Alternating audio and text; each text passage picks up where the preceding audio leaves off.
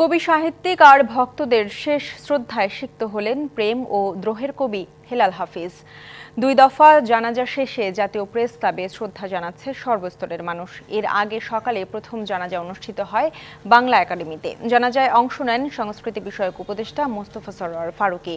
জানাজার আগে তার মরদেহ শ্রদ্ধা নিবেদন করেন নানা শ্রেণী পেশার মানুষ। রাজধানীর মিরপুরে বুদ্ধিজীবী কবরস্থানে তাকে দাফন করার কথা রয়েছে। শুক্রবার বিকেলে রাজধানীর শাহবাগে একটি হোস্টেলে পা পিছলে পড়ে যান তিনি। পরে বঙ্গবন্ধু মেডিকেল বিশ্ববিদ্যালয় হাসপাতালে নেওয়া হলে চিকিৎসকরা তাকে মৃত ঘোষণা করেন।